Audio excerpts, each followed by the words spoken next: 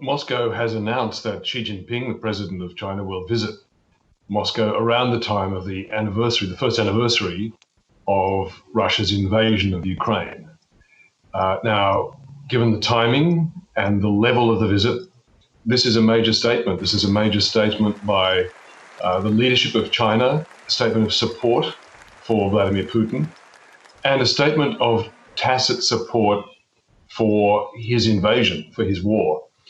So, you'll remember a year ago when Vladimir Putin and Xi Jinping signed their so-called no limits partnership. There was a lot of speculation, did Putin let Xi Jinping know that he was about to invade Ukraine and start this major war, or did he dupe him, or was Xi Jinping naive? Well, if this visit goes ahead, it will tell us not only that Xi Jinping is happy to be in this partnership with Vladimir Putin, but that he is fully supporting and backing Putin and his war in public in the full light of world attention. And Peter, it would be quite a change of tune for China, who spent most of last year, at least publicly, avoiding vocal support of Russia's invasion of Ukraine. That's absolutely right. So there have been two things going on with the Russia-China partnership this last year. Underneath, where the economics govern, where the money flows, China has become the biggest single buyer of Russian oil and gas by a huge margin. So that's been essential fiscal support to allow the Russian state to function and to pay for Putin's war machine. So in the reality, China has supported Putin's war in the most important ways. But on the surface, the second dimension, China has tried to appear much cooler, much more distant from Putin, and has even breathed a couple of words that have been closely parsed by analysts as being critical, maybe, of Putin. Well, this visit would be a very clear signal.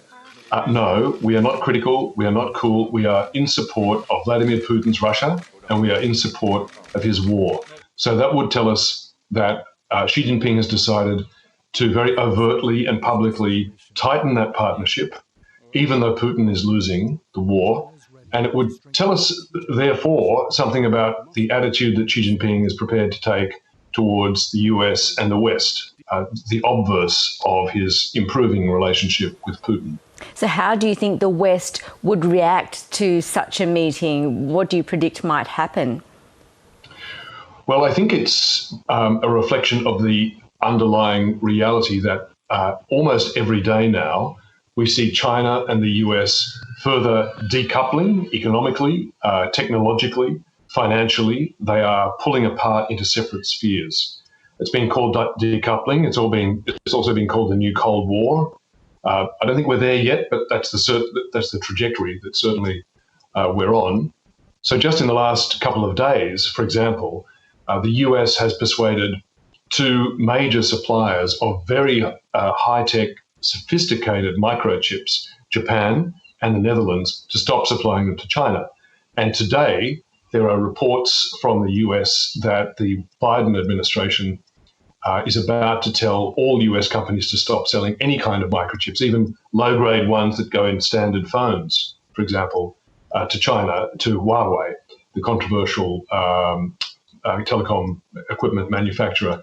So I think the visit, if it does in fact go ahead, Xi Jinping to Moscow, would tell us that the formation of those spheres, the coalescing of those spheres of influence, China and Russia on the one hand, the West on the other, is gathering pace and taking shape.